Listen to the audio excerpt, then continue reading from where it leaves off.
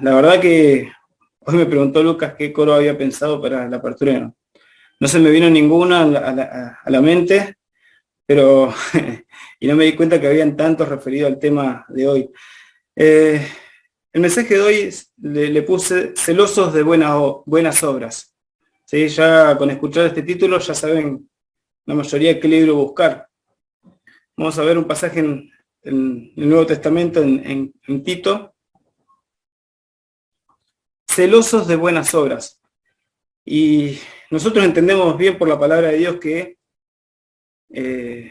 no somos salvos por las buenas obras que hacemos, sino que somos salvos por la gracia de Dios, por la misericordia de Dios.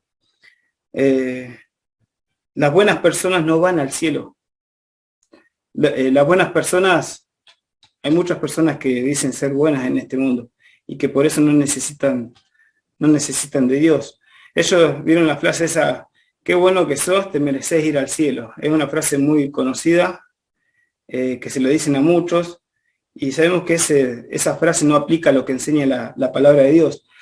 Muchos se engañan y piensan, dices, bueno, si hay un Dios y si hay un infierno, bueno, Dios no me va a mandar ahí porque no soy una mala persona, yo soy bueno. Muchos piensan así, que con sus buenas obras van a ganar el favor de Dios, y sus malas obras van a ser tapadas por sus buenas obras. Pero esto no es lo que Dios enseña en su palabra.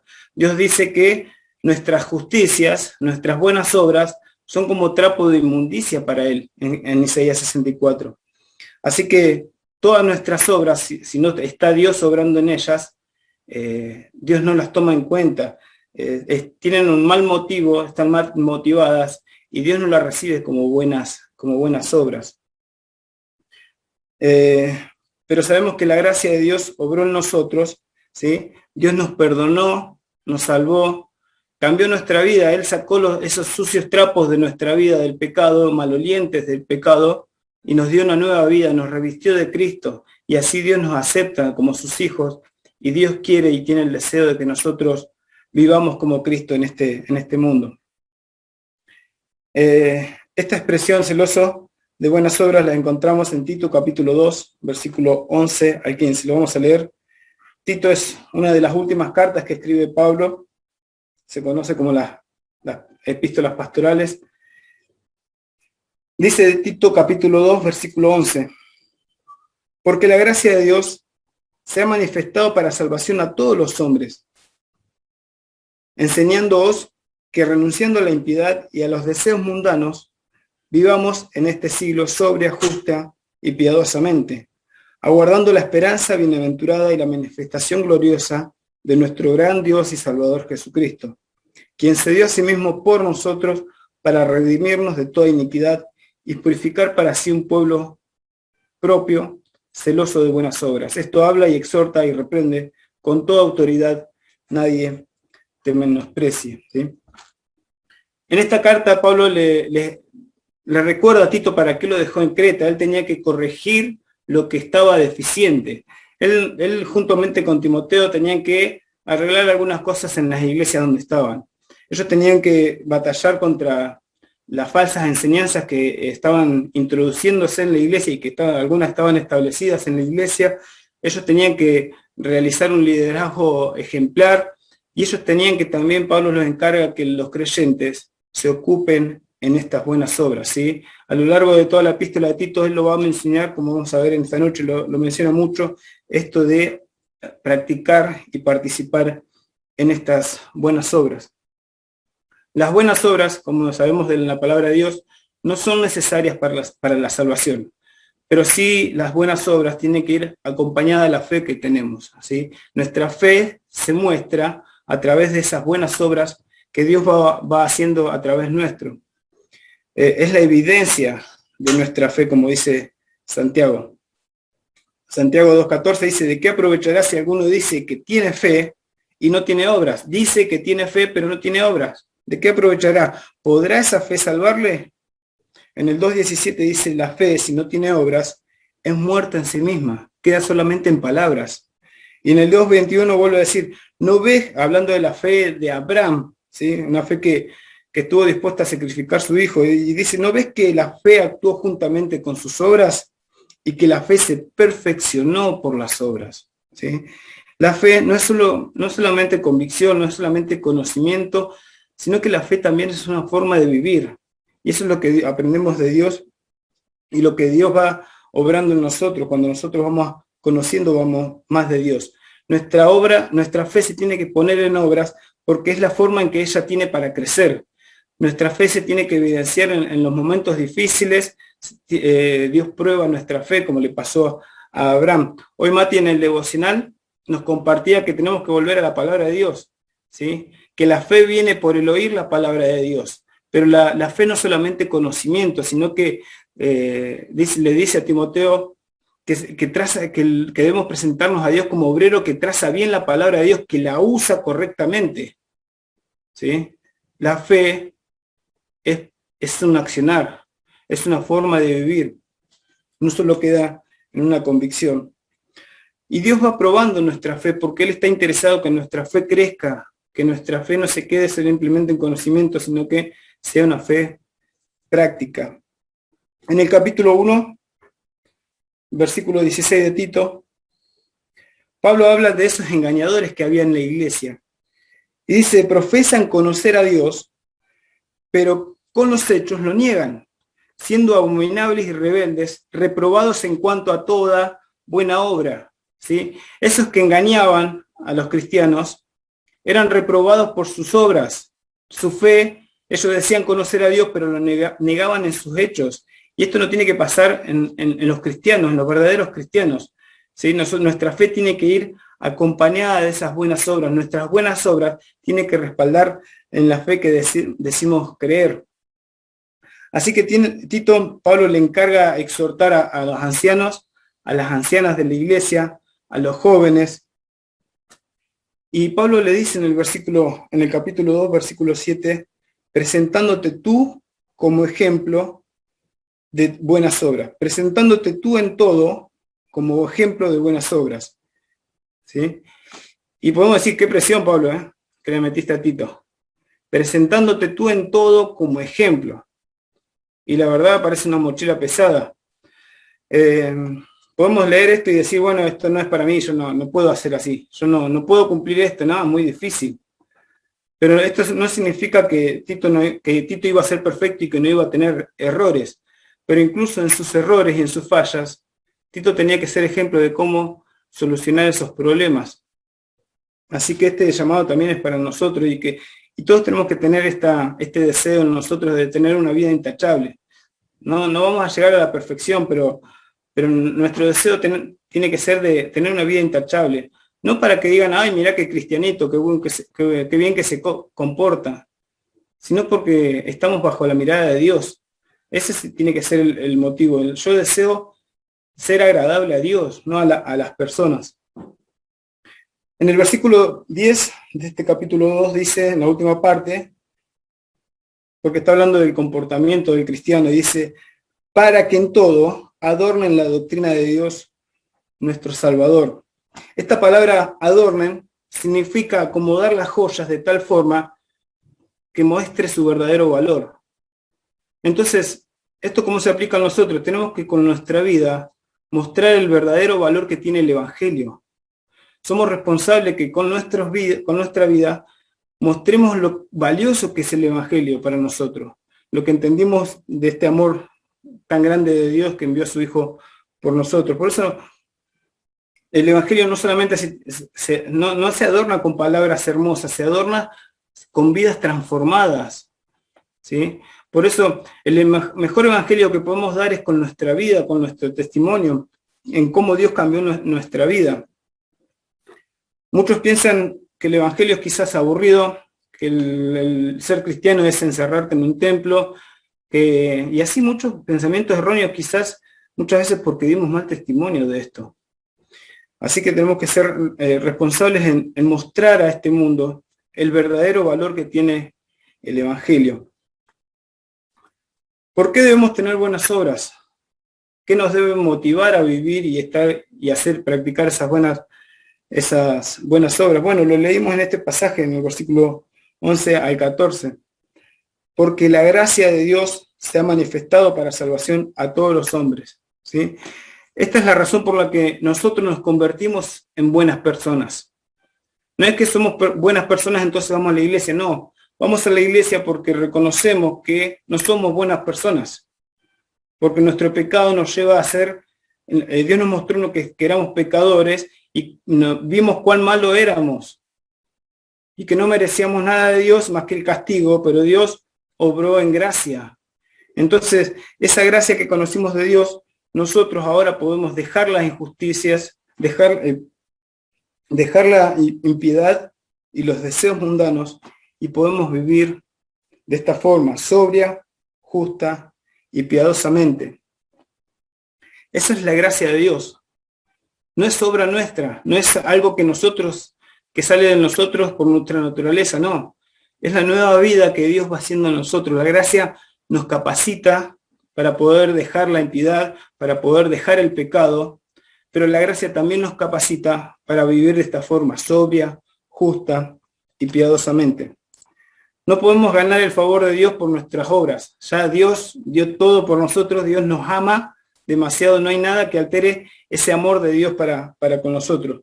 Pero sí tenemos nosotros la responsabilidad de poder andar en esas obras que Él preparó para nosotros de antemano, ¿sí? Separarnos de la iniquidad, separarnos del pecado y hacer esas buenas obras que el Señor preparó para nosotros. El Señor compró para sí un pueblo propio, celoso de buenas obras, ¿sí? Y eso es lo que somos nosotros. Somos el pueblo de Dios, apartados para Dios, para practicar estas buenas obras, ¿sí? Por eso, y estas son buenas obras que practicamos, no es una obligación, sino que es una respuesta en lo que conocimos de Dios. La gracia de Dios se manifestó a nosotros, la entendimos, la recibimos, gozamos de ella, y por ella actuamos, ¿sí? Porque Dios quiere que así como aprendimos de la gracia de Él, quiere que nosotros también vivamos en este mundo en gracia, ¿sí? Wesley, ¿sí?, dijo, hablando de los creyentes, tiene una frase famosa, y él dijo: haz todo el bien que puedas, por todos los medios que puedas, de todas las maneras que puedas, en todos los lugares que puedas, todas las veces que puedas, a todas las personas que puedas, por tanto tiempo que puedas, ¿sí? La gracia nos enseña a hacer el bien. Por eso la gracia no solamente es la que nos salvó, sino que dice que es nuestro maestro, enseñándoos. La gracia de Dios se manifestó enseñándoos, ¿sí? Ella nos enseña cómo debemos conducirnos. La palabra enseñándoos tiene la idea de un padre enseñando a un hijo. Es todo lo que un padre le transmite a un hijo en cuanto a conocimientos, en cuanto a conducta, en cuanto a disciplina, corrección, aliento, ¿sí? Todo esa carga que un padre le quiere transmitir a un hijo, ¿sí? Esa es la palabra que tenemos enseñándoos. Así que las buenas obras es todo lo que Dios preparó para que nosotros hagamos con la motivación correcta, ¿sí? Hay una forma de hacer esas buenas obras, ¿sí? Y Dios espera que nosotros lo hagamos de la mejor manera, con la motivación correcta, y así Él lo ve como una buena obra, ¿sí? Con los motivos correctos. Es algo que Dios planeó y es algo que Él diseñó en su plan redentor, no solamente que seamos salvos, sino que andemos en estas buenas obras. Efesios 2:10, Pablo también enseña y aclara, dice: porque somos hechura suya, creados en Cristo Jesús para buenas obras, las cuales Dios preparó de antemano para que anduviésemos en ellas, ¿sí? Hechura suya, creados en Cristo Jesús para buenas obras, las cuales Dios preparó de antemano para que anduviésemos en ellas. Y Colosenses 1:10 dice, Colosenses 1:10, para que andéis como es digno del Señor, agradándole en todo, llevando fruto en toda buena obra y creciendo en el conocimiento de Dios, ¿sí? Este fue el deseo de Dios, tener un pueblo propio, celoso de buenas obras. Y es un pueblo que le costó a Dios, y Él merece eso de nosotros porque nos compró a un gran precio. No dice que debemos hacer una obra de vez en cuando. Dice que debemos ser celosos en hacer buenas obras. Y esta palabra habla de que anhelemos hacer buenas obras, de que continuamente estemos ocupados en hacer buenas obras.